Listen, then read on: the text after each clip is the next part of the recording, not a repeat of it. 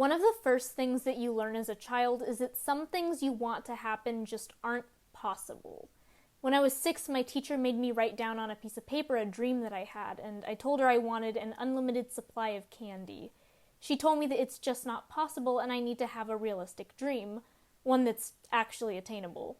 If you asked me the same question now, I would say my dream is to be a writer and to tell stories that impact people.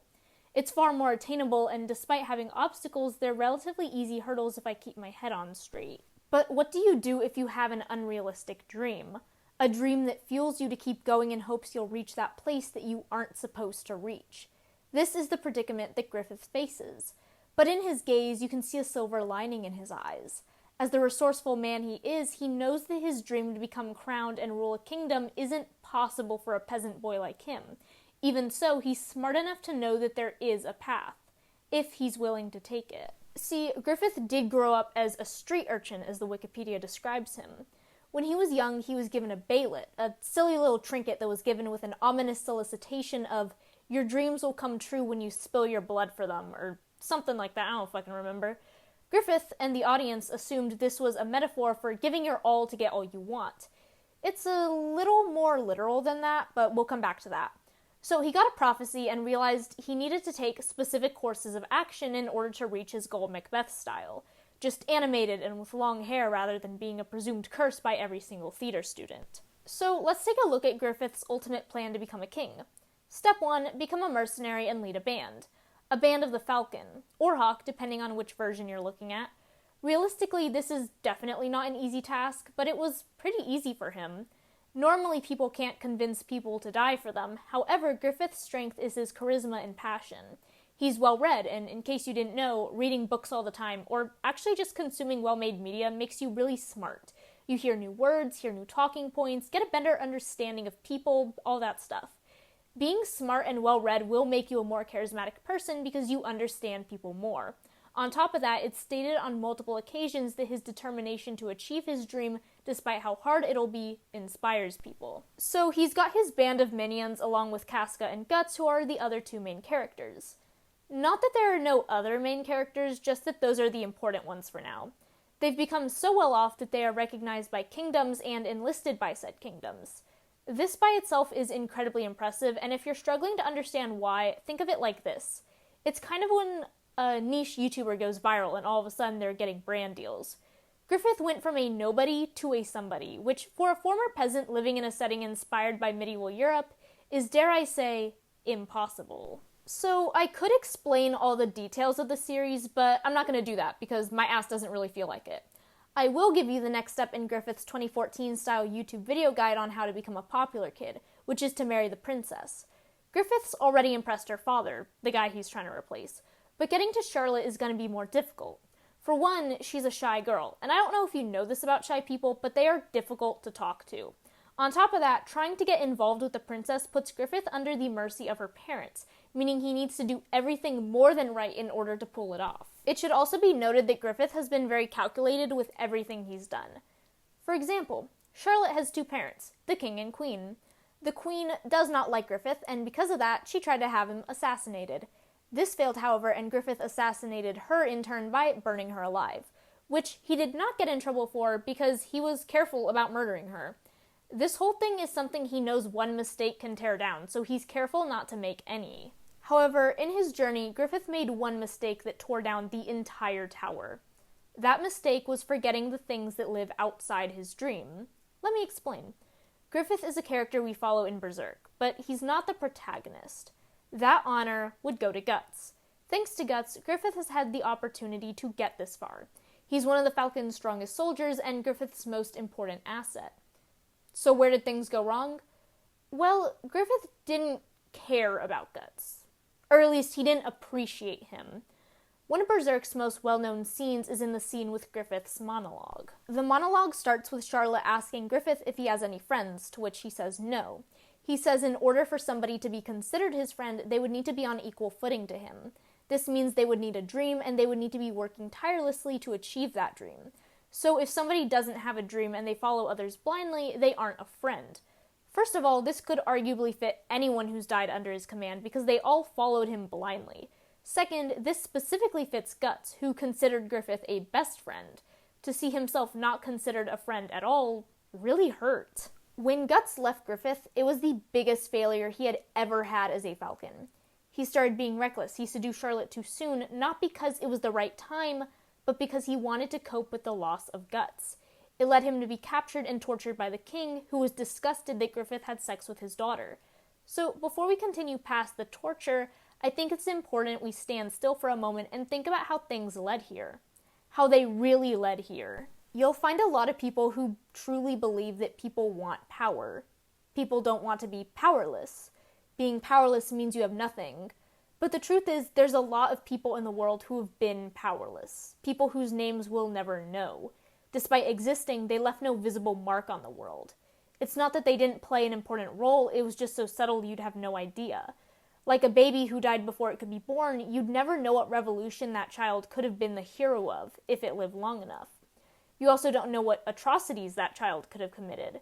But maybe the mother really loved the idea of having a child, and the loss caused her mental anguish for the rest of her life. Maybe the people around her had to make sacrifices themselves to ensure she was okay, and this, along with every single other event that has ever occurred, seen or unseen, caused a butterfly effect to cause the world to go in the direction it has. Whether you see it or not, you will have an impact no matter what you do, no matter how long you live. This itself is an issue to a lot of people. They want to be known. They want to have the power to establish their legacy. If you have a legacy, and if you have power, you get things. You get to live comfortably. If nobody knows who you are, you can't even do anything about it. A lot of artists who starved and were essentially living in poverty in their lifetime only got big after they died, when they didn't get to see the fruits of their labor. People want to see those fruits. If you're royalty, and specifically if you're a king, everybody will know you as a person of power. If Griffith, somebody who grew up as a street urchin, wanted this, he'd need to fight with a lot more than what he was given. So he started a mercenary group, and a lot of people died fighting for him, fighting for that cause they'd never see fulfilled. There was one boy in particular whose dream was to fight. This boy died, and it tore Griffith apart. He justified it to himself by saying he was just helping the boy achieve his dream, which is true, but he knows he took advantage of that boy's loyalty, and that does get to him, even if only in his most vulnerable moments. He sacrificed not just others, but himself as well. If you've seen the series or read the manga, you might initially have an idea of what I mean. And that idea is how he had sex with a king in order to have the money to buy the things he would need to continue growing his group and its power. This was a way in which he sacrificed himself, and as important as it is, I don't believe it's the best example of him doing so. I think the best example resides purely in his relationship with Guts. Now, don't get me wrong, I don't think that Griffith thought of Guts as a friend, but he did care about him as one. He just didn't calculate that he'd have such a human connection.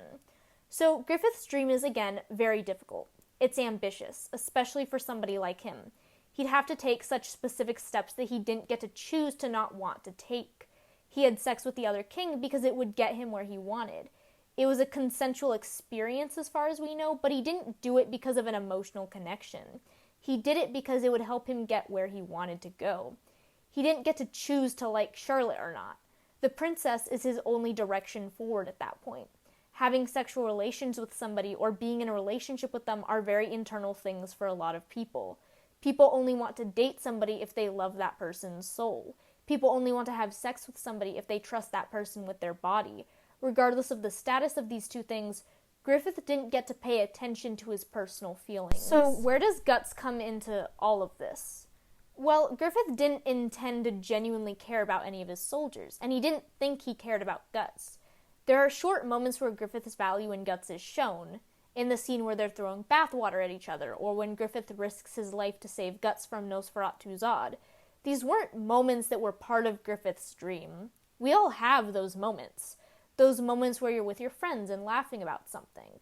Whatever's happening outside of that doesn't matter. It's a moment in time where the future, your dreams, your past, none of it matters. You're just happy. Griffith wants to be happy. Everybody wants to be happy. But these spurs of happiness were not part of his dream. Or at least he didn't think they would be. Because when you have an impossibly ambitious dream, a dream where you have to take a narrow path that has no room for mistakes, Those moments of humanity can't be dwelled on, and happiness is something that calls on you to dwell on it. Griffith had such a strong reaction to Guts leaving because he genuinely didn't realize that he cared about Guts until after he didn't have him. Griffith had been tortured after this, to the point he didn't know what was real anymore or how long he'd been there. He'd been forced to wear his helmet and be a literal shell of what he once was. He had nothing. Until Guts saved him.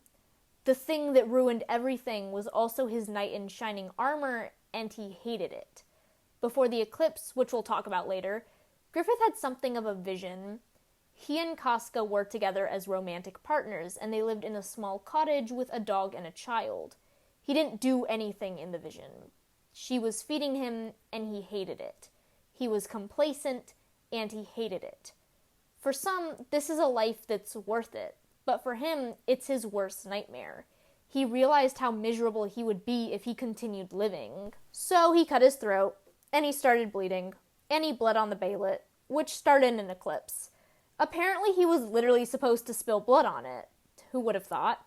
Anyways, they basically went to hell, where the God Hand, a clique of evil people, were basically asking Griffith, what are his thoughts on becoming king?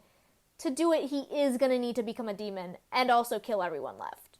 It's everything he wanted, so obviously he said yes. It does need to be understood that it was a decision. Of course it was a decision, that's not what I mean.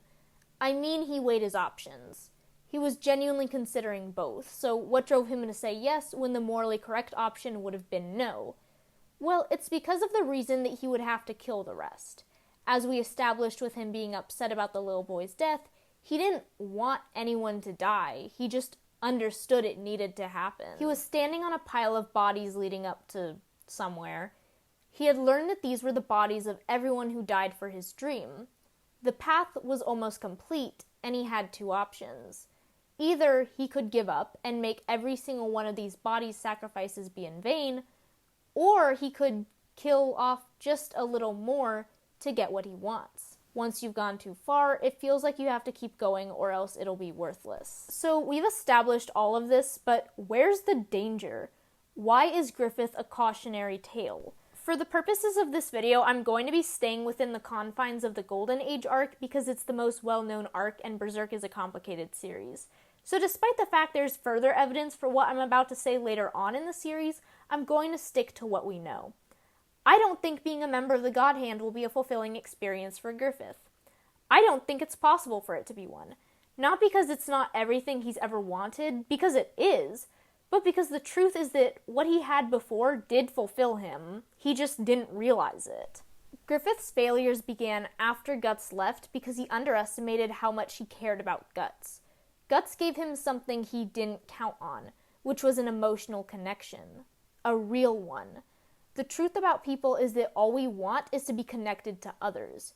Humans are naturally social. We want to know other people and to have other people know us. Griffith meant it when he said he had no friends, because he didn't allow himself to have that connection. Guts was the closest thing he had, and he pushed it away. When it inevitably left, he was ruined. Griffith was so focused on what he wanted, he didn't think about what he needed. Power is nothing without a thing to care about. Because if you have no one, there's no point in anything, regardless of what it is you have left. Griffith is a cautionary tale to not forget your humanity, because no matter how much you forget about it, it'll be there, and your failures to uphold your own humanity will haunt you. Anyways, guys, that's my video. It's kind of cute, right? I've wanted to make this video since forever, but I've had some pushbacks, but it's whatever. If you enjoyed it, don't forget to like or dislike, whichever you fancy. Subscribe if you want to see more, and with that, I hope you have an amazing day.